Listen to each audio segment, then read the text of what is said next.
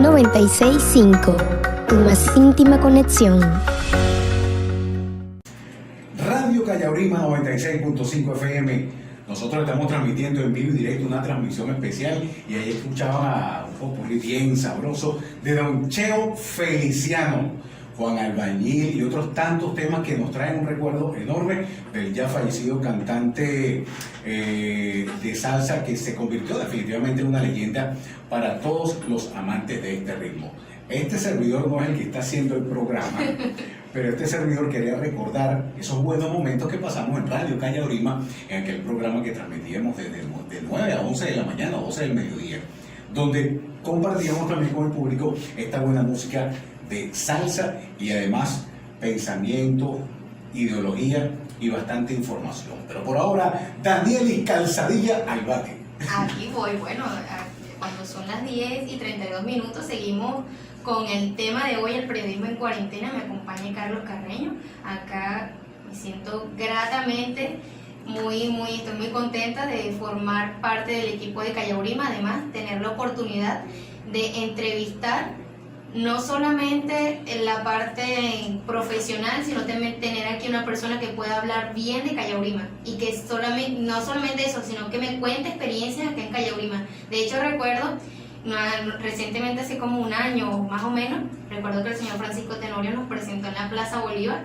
De hecho, tus palabras textualmente fueron las siguientes: luego que nos presentaron, nos dijiste que aprovecháramos a Callaurima porque Callaurima es una escuela, y efectivamente lo es. Aquí yo he visto entrar, yo llevo poco tiempo acá, llevo 2 años y medio ya en Callaurima, y he visto personas de diferentes colores, de diferentes tamaños, de diferentes edades, de diferentes ideologías, de diferentes, mira, toda una gama de experiencias con diferentes personas, con diferentes funciones, con diferentes pensamientos, y la verdad es que ha sido una experiencia bastante bonita, la función del comunicador social y lo que tú puedes aportar a la sociedad, no solo con llevar la información, sino el reconocimiento que te da la persona por eso. Excelente, y ahí es donde se aprende, en esa variedad de experiencias es donde uno saca, es desde donde uno se nutre para poder llevar o impartir con esa experiencia nuevas experiencias de vida. Así es, bueno, dejamos al aire una pregunta que, de acuerdo al tema de hoy, el periodismo en cuarentena, yo le preguntaba: ¿cuál considera usted que debe ser el papel de cumplir un periodista en medio de esta pandemia que, de acuerdo con el reciente brote en Europa, amenaza con un futuro peor a lo que vivimos actualmente? Claro, el papel del periodismo hoy en día, del comunicador social, hoy día yo comulgo con la tesis de la orientación. El periodismo y el periodista hoy en día, en tiempos de pandemia, debe ser un orientador, lejos de sembrar alarma en la población por la pandemia y la tragedia, los muertos, que lamentablemente los hay, y la cantidad de infectados. Creo que llegamos a 72 millones en el mundo. O sea, una cantidad importante de infectados lo que hay. Esta mañana estaba viendo en las noticias que en Perú ya sobrepasó el 1.000.000 de contagios en Perú, en nuestra hermana Perú. Lamentablemente, en términos políticos y diplomáticos, ahorita Perú y Venezuela están alejados. Pero, ¿sabes lo que es en nuestra hermana Perú? Y los sucreses lo saben muy bien, gran mariscal de Ayacucho, vienen esas luchas. Perú, más de 1.000.000 de infectados por COVID-19. Eso nos duele a nosotros como venezolanos. Entonces, lejos de esa alarma que hay que sembrar, o que pudieran sembrar algunos, yo creo que hoy en día el papel que debe jugar el periodista y el comunicador social debe ser orientador. Sí, lamentablemente en Perú se llegó a una cifra que nadie quiere llegar: el 1.000.000 o más del 1.000.000 de contagios. Y eso tiene una causal. Una de ellas es, bueno, no se tomaron las medidas preventivas en su momento en Perú, y ahí es donde debe actuar el periodismo orientador. Ok, ¿qué debemos hacer en Venezuela para evitar llegar a esos extremos? Seguir las medidas que nos piden las autoridades. Prevención, el tapabocas. Ustedes no nos ven, nos escuchan, pero aquí tenemos nuestro tapabocas. Yo tengo el mío, Daniel el suyo, cada quien en su puesto de trabajo, con una distancia física, el distanciamiento físico. O sea, orientar. No queremos llegar a ese 1.000.000 al que llegó ya Perú, ¿vale? Perú, 1.000.000 de contagios. Bueno, pues entonces vamos a seguir a conciencia las indicaciones que nos dicen las autoridades. 0 reuniones, fiestas, los bonches. Y eso no significa que no hagamos vida social. Eso no significa que no hagamos vida social. Pero hagamos vida social en estos tiempos de pandemia con conciencia. Cada quien con su tapaboca. Incluso una autocrítica. Yo hoy día no pudiera decirle, no tengo cara para decirle a una persona aquí en Venezuela, mira, no vayas, no, quédate en casa, como era el comienzo de la pandemia. No, quédate en casa. No, que voy a llevar a mi familia. No puedes viajar, quédate en casa. ¿Con qué moral yo lo digo cuando venimos de unas elecciones donde francamente la campaña electoral que vimos fue una campaña como las tradicionales? Actos de masa, pocas veces se respetó, en mi opinión, el distanciamiento físico a pesar de lo que indican las autoridades, de lo que indicaron las autoridades.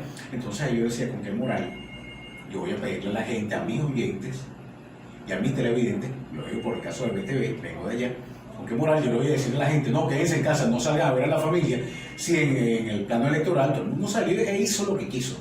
Entonces ahí es donde debe estar el periodismo consciente y orientador. Quédense en casa, ok, quédate en casa. No, y te catalogan también porque al momento de redactar la noticia, bandera roja arrasó o X arrasó con no sé cuántos militantes durante la campaña, durante el cierre de campaña. Imagínate, ¿y quién nos redactó? Carlos Carreño. Cuando hace 2 meses, cuando comenzó la campaña electoral, nosotros, allá yo tengo un comentario, al interno que manejamos allá en Venezolana de Televisión, pero cuando comenzó la campaña electoral, que las autoridades llamaron vamos a hacer campaña electoral diferente a las tradicionales. Vamos a hacer campaña electoral utilizando redes sociales. Esa era mi expectativa. Utilizando redes sociales. Yo decía, oye, qué bueno, al fin vamos a tener algo diferente. Lamentablemente con el tiempo no se cumplió. Y cuando ahí en BTV, nosotros al interno vimos que, oye, lamentablemente no se estaba cumpliendo. Yo un día con mi compañera con mi pareja de trabajo, Yomari Moreno, una niña hermosa, que quiero bastante en lo profesional, y una noche me senté con ella, antes del noticiero, y le dije, oye, Yomari, vamos a analizar qué vamos a hacer para proyectar el mensaje en torno a la pandemia en estos tiempos electorales, entrando en juego con el tema del periodismo en tiempos de pandemia. ¿Cómo decirle a la gente, cómo nosotros pararnos frente a la cámara, Yomari, a decirle todas las noches a la gente, en el noticiero estelar de Venezolana de Televisión, cómo decirle, no, quédense en casa, no salgan, no vayan a ver a la familia, si estamos transmitiendo continuamente la campaña electoral con actos de masa y full de gente? Y lamentablemente muchas veces gente sin tapabocas. Entonces, ¿cómo decirle nosotros, desde el canal del Estado, a la gente, no, quédense en casa, no salgan a ver a la familia? Pero entonces, ¿y la campaña electoral qué pasó? Entonces nosotros definimos una estrategia particular allá de vamos a trabajar a nuestra manera. Evitamos un mensaje que era incorrecto en ese momento, quédese en casa. ¿Quédese en casa para qué? Para ver a la familia, pero para la campaña electoral no era correcto decir quédate en casa. Omitimos el quédate en casa. Pero sí, entonces orientamos como diciéndole, cuídense, tapaboca, periodismo orientador. Si no teníamos moral para decir quédese en casa, porque también había mucha gente en campaña electoral, mucha gente en actos de masa, bueno, por lo menos vamos a orientar a la gente para que se cuide. Si va a salir, salga y utilice su tapaboca, haga lo humanamente posible para la desinfección, el tratamiento biosanitario, la desinfección con el alcohol y todo esto. Era necesario, pero es necesario orientar a la población hoy en día, porque si no vamos a quedar en la omisión, estamos haciendo peor todavía. Pero a eso es lo que yo digo, hoy en día, en tiempos de pandemia, necesitamos un periodismo orientador, al margen de que nos cataloguen o nos etiqueten sobre si el medio es chavista u opositor. Estemos claros en algo, y usted lo dijo al comienzo. Todo medio de comunicación, y me gusta que lo haya dicho, porque como talento joven, nueva generación de periodistas, estás clara. Yo sí. Todo medio de comunicación tiene una línea de trabajo. ¿Ves? ¿Por qué? Porque todo medio de comunicación no nace por sí solo. Tiene un gerente, tiene una línea de trabajo, y esa línea de trabajo es la que manda. Así de simple. Así de sencillo, ¿eh? Y eso es lo que hay que decirle a los estudiantes hoy en día. Eso del periodismo libre, eso no existe. Así sea uno solo. Imparcial, periodismo Ni imparcial. el imparcial ni el libre. Así sea uno solo el que saque su medio de comunicación, una página web, un blogspot. Así sea uno solo y yo hago el periodismo como yo lo considere. Ya tú estás siguiendo una línea tuya particular, lo estoy haciendo a mi manera. Pues. Y eso es una línea. Y si Daniel Calzadilla trabaja conmigo algún día, bajo mi esquema de trabajo, yo aspiro que Daniel Calzadilla siga los lineamientos míos. Por supuesto. Eso es algo normal. Y la gente debe entenderlo así. No es que deba aceptarlo, pero debe entenderlo. El medio de comunicación es como la familia para permitirme, Tenorio, entrar a su espacio de trabajo. Yo debo seguir las reglas de Tenorio. Claro que sí. Y él no me las impone, pero él me las deja claras. Yo no puedo entrar a la casa de Tenorio y hacer lo que me venga en gana en casa de Tenorio, porque en mi casa yo pongo las reglas de juego. Exacto, y yo debo añadir a eso también que yo le he dicho a mis compañeros de trabajo o a los muchachos que están acá compartiendo con nosotros todos los días. Y yo usted lo ha dicho, si el señor Tenorio dice que la luna es verde y la luna es blanca, tenemos que trabajar todo para que la luna se vea verde, así la luna sea blanca, pero es la visión que tiene Francisco Tenorio. Todos tenemos que trabajar en conjunto para que la luna se vea verde. Y ojo, eso no significa disfrazar una verdad. No. Hay líneas de trabajo, hay lo que llamamos línea editorial en el ambiente comunicacional. En el ambiente comunicacional. Por ejemplo, entrando en el tema de la pandemia y el periodismo en tiempos de pandemia, ¿cuál es la línea comunicacional del Estado venezolano? En este momento, cuidémonos. ¿Cuál es la línea comunicacional del gobierno norteamericano en su momento? Sigamos la vida normal, porque esta pandemia no existe, porque el virus es chino y nada más es chino. ¿Cuál es el resultado? El lineamiento comunicacional en Venezuela, hasta ahora, gracias a Dios, ha dado, en términos promedio, resultados. Mantenemos unos promedios estadísticos bajo control, si se quiere. ¿Cuál es el resultado de Estados Unidos? Bueno, vean ustedes, no me crean a mí. Estados Unidos es el foco mundial de coronavirus, del COVID-19. Entonces, la gente tiene el derecho a enterarse por el medio que sea un medio afecto al proceso político actual o sea un medio opositor, que los hay, no se caigan a mentiras, compañeros que nos escuchan. Hay medios opositores y hay medios chavistas, por Dios, eso no es nada malo. Me quieren adoctrinar a mis hijos. En aquel momento yo recuerdo cuando hubo una propuesta con la nueva ley, la propuesta de la educación en tiempo bolivariano, lanzada por nuestro comandante Hugo Chávez, que la contraparte fue: no me van a adoctrinar a mis hijos. Debe ser que la idea de que Cristóbal Colón descubrió América no es adoctrinamiento. Entonces, si venimos de ese concepto, que en mi opinión, gracias a Chávez, nos abrió un poco la mente para analizar, oye, si las circunstancias eran otras, no podemos decir que Cristóbal Colón descubrió América. Claro, yo recalco eso, como te dije anteriormente, el que no lee, el que no investiga, cree lo que le dicen. Exactamente. Entonces, si nos remitíamos a el 12 de octubre llegaron las tres carreras, la Niña, la Pinta y la Santa María, y Cristóbal Colón nos descubrió, nosotros fuésemos ahorita papá Dios delante de, ¿cómo es? El rey de España fuese papá Dios delante de nosotros, y nosotros rindiendo la presencia del rey de España. Entonces, la idea, lo que hizo Chávez, yo creo que fue sabio, que fue orientar al venezolano, contarle su verdad al venezolano. Eso sí, y decirnos, no me crean, investiguen. Por algo fue en el 2013, si mal no recuerdo, Chávez recibió el Premio Nacional del Periodismo al mejor comunicador, porque sabía decir las cosas. Y no fue necesario que él dijese, a la bandera de Venezuela no va a llevar 7 estrellas desde ahora, va a llevar 8 porque yo digo, no. Él explicó con argumentos históricos el porqué de la 8ª estrella. No es el 12 de octubre, Día de la Raza, no. Es el día de nuestros pueblos originarios, ¿vale? ¿Por qué? Óchale, tenía un sentido, un argumento. Y antes de que llegara Cristóbal Colón, ¿quién estaba aquí? Bueno, estaban los portugueses, estaban los chinos, no, estaban los aborígenes venezolanos. Claro, y para eso debo resaltar el trabajo que ha hecho Callao Brima. Recientemente publicamos, y debo decir publicamos porque fui yo quien lo publicó, el documental Cumaná soy yo, donde explica que ya Cumaná estaba aquí antes de que llegaran ellos. Ellos llegaron aquí a invadirnos, a tratar mal a las personas, a robarnos nuestras riquezas. Y nada más debo resaltar que los invito de hecho a ver a través de YouTube el documental artístico protagonizado por la primera actriz venezolana Dilia Huicarán, Cumaná soy yo. Un documental donde habla cómo fue realmente la historia de la fundación, entre comillas, de Cumaná, que realmente no fue así. Ellos llegaron aquí y ya Cumaná existía. Bueno, ustedes están cumpliendo un papel orientador, sin necesidad de decirle a la gente, Cumaná fue así porque así lo consideramos nosotros. Ustedes colocan en un cortometraje o largometraje un argumento histórico. Ustedes investigaron para todo eso, hay argumento histórico.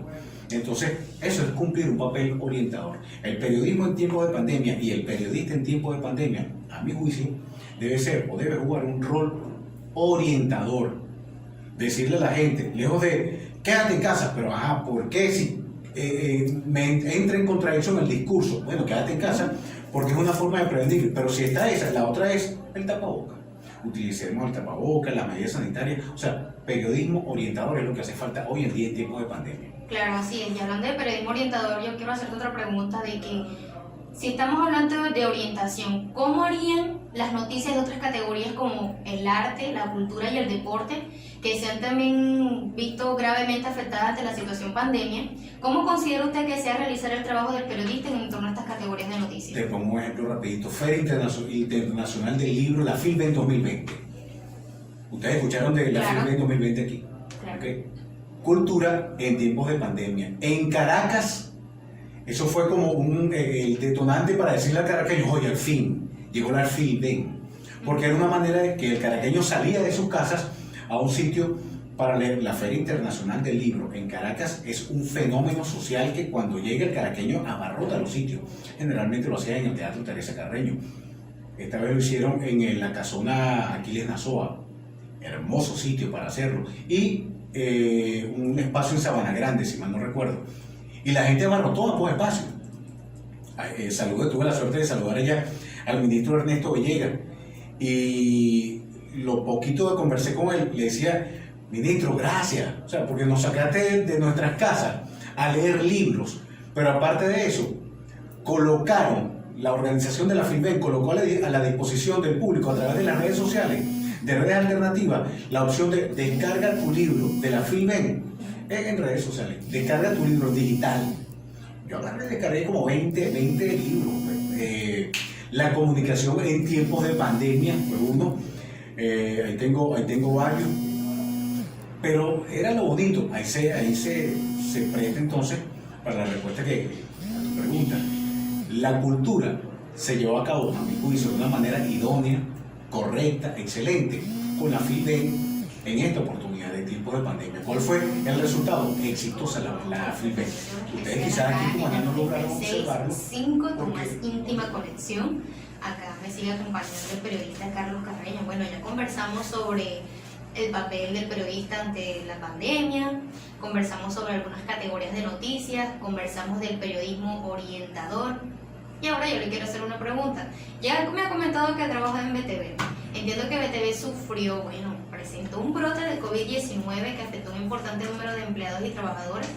Coméntenos cómo surgió esta situación, cuántas personas fueron afectadas y si a usted en lo particular también le afectó, valga la redundancia. Sí, yo fui uno de los afectados en ese foco infeccioso en Venezolana de Televisión. Eso fue a mediados de julio cuando se presentó esa situación en el canal del Estado, en la herramienta comunicacional del Estado. ¿Qué ocurrió allí?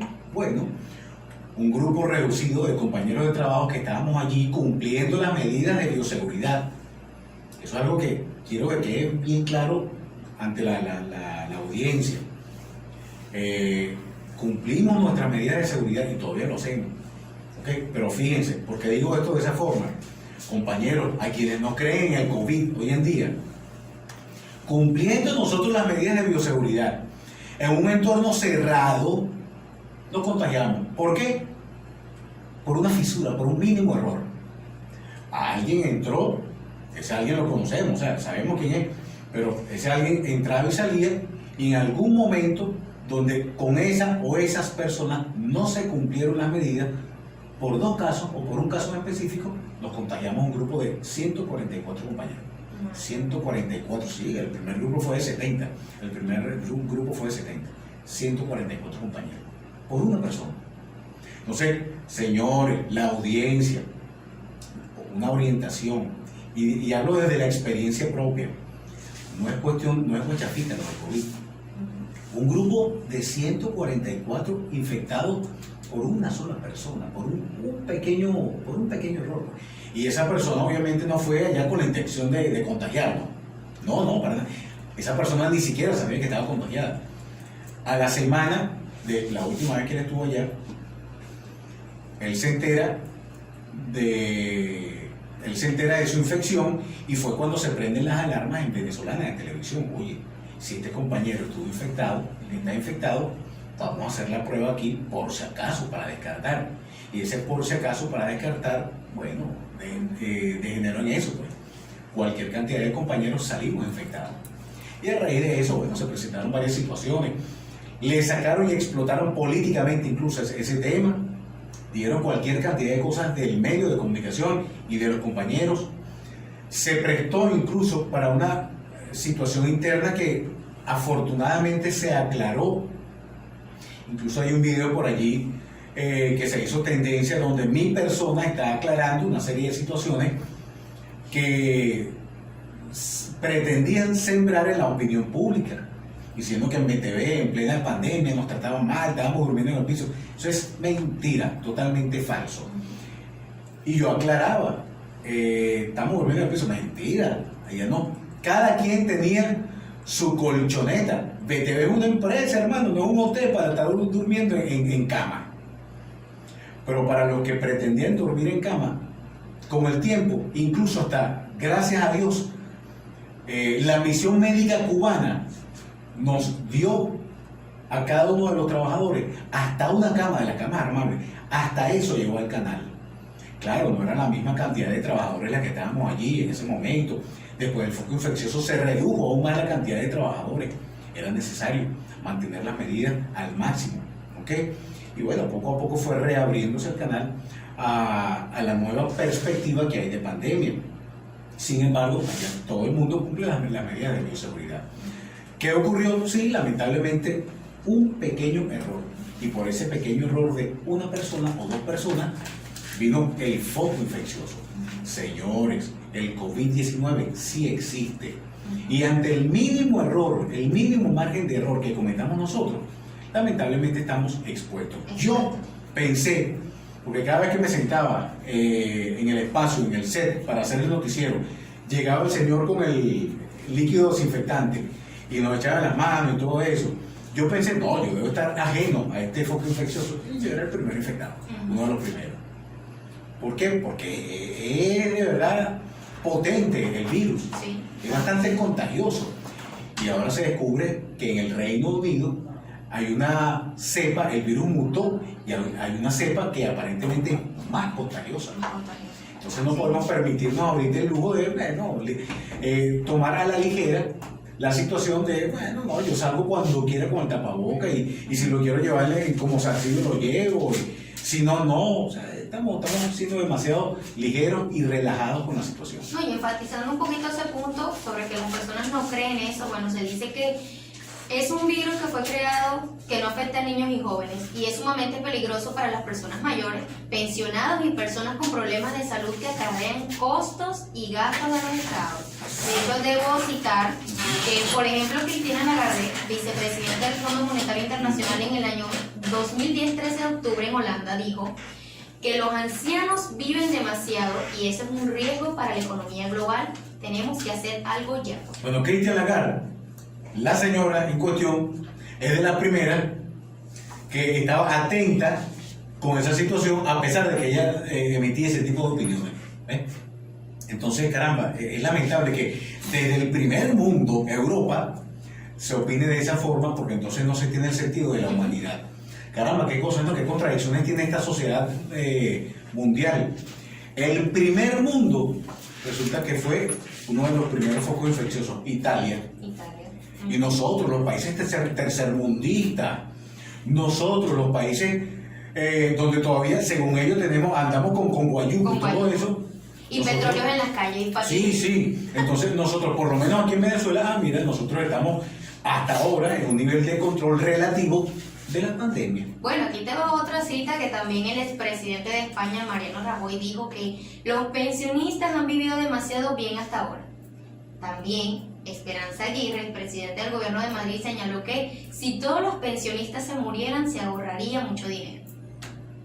Yo escucho ese tipo de opiniones y a veces no quisiera ni opinar, pero sobre ese tema, pero da asco, de verdad. Da asco que una persona que una figura política que debe tener un liderazgo, debe tenerlo, llegue a ese tipo de situaciones, porque lo va a pasar en algún momento, cuidado si acá. Sí. Entonces es una lástima, porque de verdad es lamentable que un ser humano se exprese de su misma raza de esa forma. Es lamentable. Así es, Carlos. Bueno, tocando otro, ya no están haciendo señas con el reloj, pero bueno, la entrevista está demasiado buena y yo quiero saber más, porque a pesar de que soy recién, casi que me graduó comunicadora social, y de verdad es que... Por cierto, Daniel, y yo aprovecho la oportunidad para saludar y felicitar al grupo de comunicadores sociales que recientemente recibió su título claro sí. Por la Universidad Bolivariana, la Misión Sucre también. O sea, qué agradable llegar a Cumaná y saber que un grupo de compañeros de aquí de Cumaná, oye, que recibieron su título recientemente, un esfuerzo importante. Ese título, aprovechenlo, no desde el punto de vista económico, porque yo le decía a mi niña, Dios me la bendiga, que me la guarde, no está ahorita aquí en Venezuela, cómo me hace falta, y me dejó la carrera así de un momento a otro.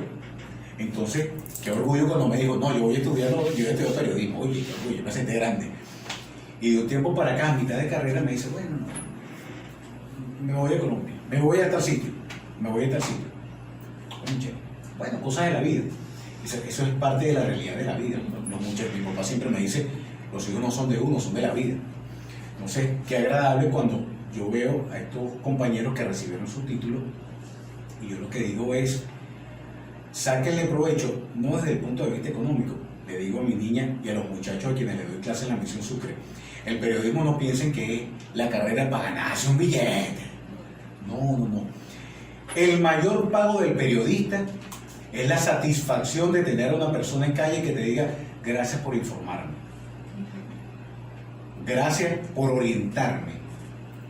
Yo creo que uno de los mejores pagos que he tenido del tiempo que he estado en Venezolana de Televisión, una mañana hacía yo todavía el noticiero tempranito, a las 5:30, 6 de la mañana, y después venía el compañero Fraso con Ana Rosa Ocando, un programa que tenían ellos dos allí a las 7 de la mañana, a las 6 de la mañana, yo a las 5:30 estaba haciendo mi noticiero, y lo comento como experiencia, y ellos siempre traían invitados. A las 5:30 comenzaba el noticiero, terminaba a las 6, y ellos arrancaban, Fraso y Francisco Solórzano y Ana Rosa Ocando, y ellos traían su invitado. Y una vez llegó el diplomático venezolano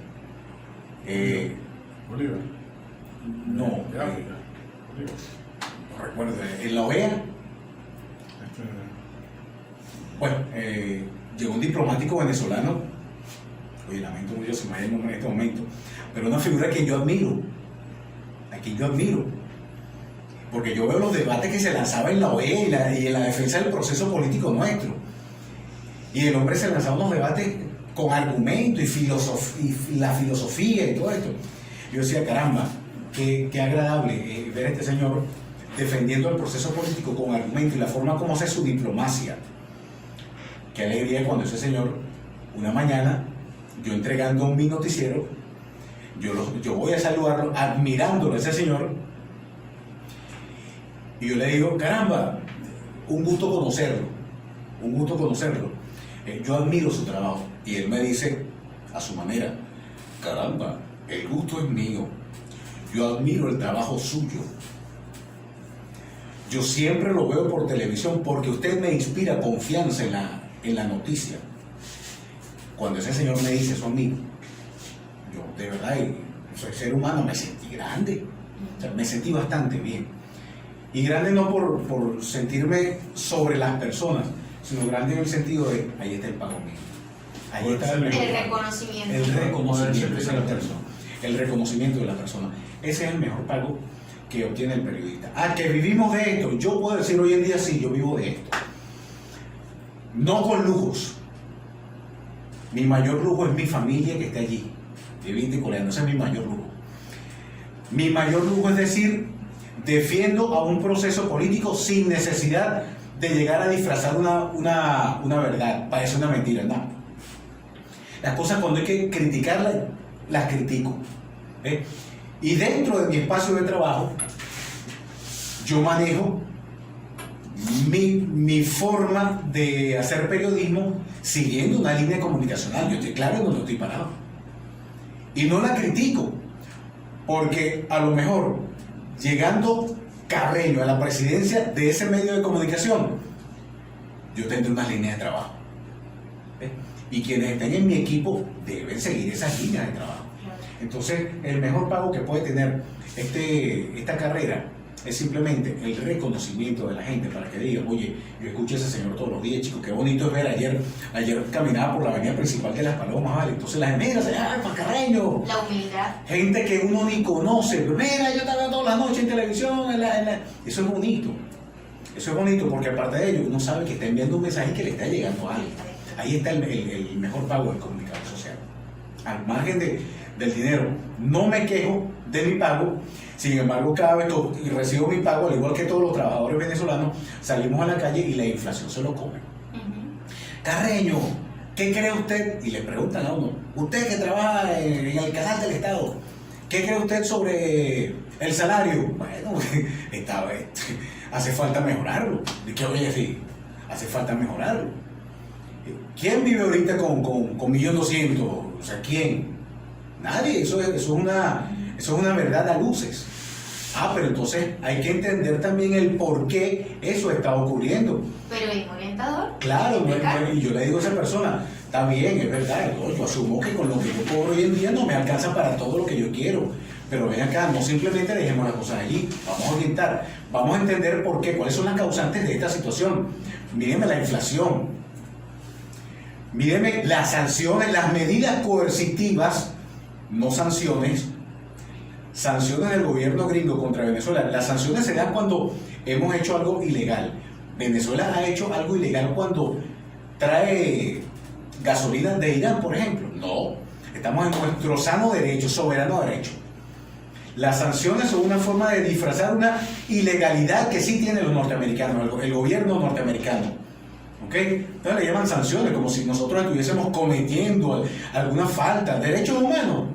¿Cuántas veces no ha salido el fiscal Tarek William Saab a meter o a informar sobre casos precisos en materia de funcionarios de los cuerpos de seguridad presos porque en algún momento el uniforme no lo supieron respetar? ¿Ves? Y aquí no se tapa alguna irregularidad de cuerpos de seguridad del Estado.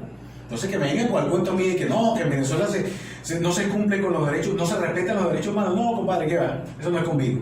Por lo menos yo no me como ese cuento. Que sí se han presentado casos que están bajo investigación. Hay que hablar claro a la gente. Cuando alguien me dice, a mí me gusta bastante hablar con gente de la oposición, eso sí, que tengan argumentos, debatir políticamente. Me gusta bastante escuchar los aportes de ellos porque yo los tomo como aporte. Vamos a ver, porque en la oposición también hay verdades. También hay verdades. Vamos a escucharlos, porque son parte de esa Venezuela que también es necesario escuchar. Sería absurdo estar en un gobierno donde nada más existe el chavismo, porque no es así, eso es una irrealidad. Aquí no es mentira y no es malo decir que vivimos en un país polarizado, es verdad. Debe ser que en la Cuarta República no existían los ADECO y los copellanos. No estábamos polarizados. Antes existía ADE y COPEI. Ahorita existe el proceso político revolucionario y la oposición, que está guardada en varios partidos políticos, incluyendo algunos tradicionales. ADE y COPEI todavía se mantienen allí. Entonces me van a venir con el cuento mío que no, estamos en una sociedad polarizada por el chavismo. No vale. No le ven cara de tonto a la gente. Porque si vamos a la Cuarta República, ahí existía ADE y COPEI. Y las figuras políticas iban al pueblo cuando les convenía a buscar votos. Que me digan hoy en día que no, lo que pasa es que los candidatos del chavismo van nada más al pueblo cuando les conviene. Eso es mentira. Yo no comparto ese argumento. ¿Por qué? Porque, por lo menos, el parlamentarismo de calle no se crea en un momento de elecciones. Se crea ante una reflexión del comandante Hugo Chávez en decirle a la Asamblea Nacional en su momento, cónchale, ya está bueno, está haciendo parlamentarismo desde la oficina, ¿vale? Salgan a ver la realidad de la gente. Un alón de orejas de Chávez. Comenzaron a hacer el parlamentarismo de calle, tuvieron que salir los diputados de nuestra Asamblea Nacional a debatir con la gente en la calle, tuvieron que llenarse como dicen por ahí, las patas de pueblo, el charco, es verdad. Entonces que me vengan ahorita con el cuento de no, que nada más salen a buscar votos cuando les conviene, nada más salen al pueblo cuando les conviene a buscar votos.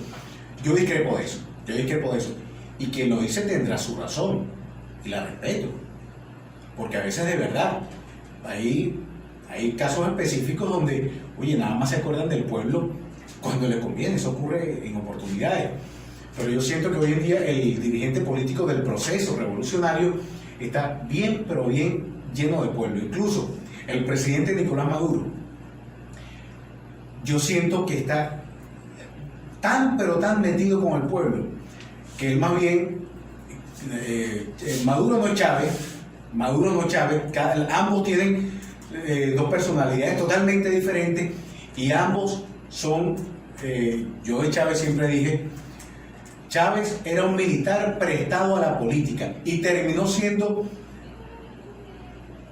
un político, un zorro viejo en la política. Dominaba el arte de la política. Entonces, hoy en día de Nicolás Maduro, yo siento, comenzó como, y él lo ha dicho, él no estaba preparado para asumir, él no esperaba ese cargo, esa responsabilidad que delegó Hugo Chávez en él, cuando le dijo, mi opinión es Nicolás Maduro como próximo presidente de la República Bolivariana de Venezuela aquella noche, antes de irse a Cuba. Y él no estaba preparado para eso. Nunca Nicolás Maduro dijo, no, sí, yo quiero ser presidente. No, él más bien asumió un Monreal que le dijo, toma, llévalo tú con tu equipo de gobierno, con quienes hemos formado. Y él lo asumió. Por eso pensar hoy en día que Maduro tiene que ser como Chávez, no, y es un error que han cometido lamentablemente muchos compañeros, camaradas, compatriotas, porque hoy en día está madurismo, dicen que hay, no es madurismo, hay que hay chavismo, y entonces hay que estar claro, Nicolás Maduro tiene su forma muy particular de hacer política, y no es nuevo, es un diplomático, estuvo años haciendo la diplomacia de paz con Hugo Chávez. Chávez tenía una forma de llevar la política, Nicolás Maduro tiene la otra. Pero sí, para mí sí sigue los lineamientos. Quitó los beneficios del sistema de misiones. Ahí están las misiones. No, que Chávez, Nicolás Maduro no sigue los lineamientos de Chávez, no sigue el chavismo. ¿Dónde están las misiones? Pues ahí está. Afortunadamente, y las misiones no son solo los bonos. El sistema patrio no es simplemente bonificación, dinero. Lo que pasa es que el venezolano, lamentablemente, en términos generales hablo, entendemos la bonificación como dinero. No vale. La misión negra Hipólita, que todavía está trabajando, vino el sábado, estuvo en Guiria, trabajando con la gente que en situación de calle está allá, pues. ¿Ves? Entonces, bueno, esa es una forma de seguir con los beneficios del sistema patria que comenzó con aquel discurso humanista del comandante Chávez y que lo continúa Nicolás Maduro. Esas bonificaciones, ayer comenzó a llegar un bono, anteayer, el lunes, esas bonificaciones que nos llegan hoy en día, que mucha gente dice, ¿de qué me sirve ese bono? Está bien, pues. Yo le digo a esa persona, está bien. ¿De qué te sirve? Bueno, está bien, a mí sí me sirve. Si usted lo critica, si a usted no le sirve de nada ese bono, métase en el sistema patria, y hay una parte donde dice, no quiero recibir el bono. Hágalo. Dele ahí, dígale, no quiero recibir ese bono. Y sea consecuente con su discurso, porque es muy fácil decir, este gobierno manda esos bonos, esas bonificaciones, ¿para qué? Si eso no alcanza, pero está recibiendo el bono. El periodismo orientador, digámosle a esa persona, está bien, pero si lo quiere recibir el bono, porque si lo critica, no quiere recibirlo, dale el link, no lo reciba. Permite que ese bono le llegue a un poco de chavistas que sí necesitan el bono y que no les está llegando. A un poco de opositores que, a pesar de su ideología, necesitan el bono y dicen, oye, ¿cuándo será que a mí me llegará el bonito? Así es. Hay que Entonces, tener responsabilidad en lo que se piensa, hay en que lo ser que se dice y lo que consecuente se hace. en el discurso, hay que ser consecuente en el discurso. Así es. Ahora otra pregunta, de acuerdo, aplicando toda esa información que usted nos acaba de dar, ¿cómo ajustar a todo eso, ajustarlo en ciertas herramientas para facilitarle la información a las personas? Por ejemplo, ahorita el boom son las plataformas digitales. Quizás ¿cómo decirlo? El internet. O sea, ha sido, a pesar de todo, a pesar de, ¿cómo decirle? La deficiencia, es una plataforma que actualmente todo el mundo utiliza. Claro. Actualmente todo el mundo utiliza eso. Por ejemplo, en el estado Sucre, la población es de 69% de juventud. O sea, es necesario que esa juventud esté informada de todos los hechos, porque al final, ¿quiénes son los que van a dar la cara por este país? Entonces mi pregunta es, ¿cómo ajustar toda esa información a las nuevas plataformas digitales ante la pandemia del COVID-19? Que bien sea puede afectar de manera positiva o negativa. Bueno, ¿cómo ajustarla? De hecho, el gobierno lo ha hecho. Nuestro Estado, el gobierno bolivariano lo ha hecho. ¿Cómo? Y yendo a esas redes sociales, y yendo a esas redes alternativas, a esos medios de comunicación alternativos. ¿Cómo nosotros conocemos a diario el balance del COVID-19? Ciertamente a través de un medio de comunicación de masas como lo es Venezolana de Televisión. Y de allí se pegan todos para recibir la información oficial del canal del Estado, ciertamente. Pero ¿y de dónde sacamos nosotros en BTV esa información? De redes sociales. La red social Twitter de la vicepresidenta Delcy Rodríguez. Que son las fuentes oficiales para... Claro, y utiliza redes sociales. La red social Instagram del ministro Freddy Ñáñez, vicepresidente sectorial de Comunicación e Información. Freddy Ñáñez, presidente del canal, mi jefe, pues. Entonces, ahí está. Este gobierno ha entendido en eso, que no solo que hay una población relativamente alta en términos de juventud, no solo eso, sino que además hay que adaptarse a las nuevas tendencias, porque yo he visto hasta viejitos utilizando redes sociales. O es que hoy en día no hemos visto a varias abuelitas lanzándose de tendencia en algo que llaman TikTok, que yo todavía no conozco. Sí. Entonces, el gobierno entendió, nuestras autoridades entendieron, caramba, y lo dice Nicolás Maduro, caramba, hay que adaptarnos. Nicolás Maduro no es de las personas, quizás adaptarle a estas nuevas tendencias. Sin embargo, él entendió y dijo, no, hay que meternos también en esto. Y ahí está promocionando Twitter, Instagram, TikTok, WhatsApp. Por eso WhatsApp, fíjate, buen tema, buen punto. Entonces, ahí estaba la respuesta. Sí, ¿cómo utilizar las redes sociales en estos momentos de pandemia para informar? Bueno, ejecutando los mecanismos de comunicación a través de las redes, de los medios alternativos, redes sociales. ¿Por qué? Porque hay una necesidad de llegar a la mayor cantidad de público, de audiencia. Y no solamente lo vamos a hacer a través de información, es como el contenido. Actualmente las redes sociales están cambiando sus algoritmos todos los días. Y por lo tanto tenemos que utilizar todas las herramientas que nos proporcionan. Por ejemplo, Instagram implementó Reels, las nuevas historias, las encuestas. Tenemos que aprender a utilizar todo eso. No es nada más. Y ustedes, las nuevas generaciones de comunicadores sociales, tienen un reto.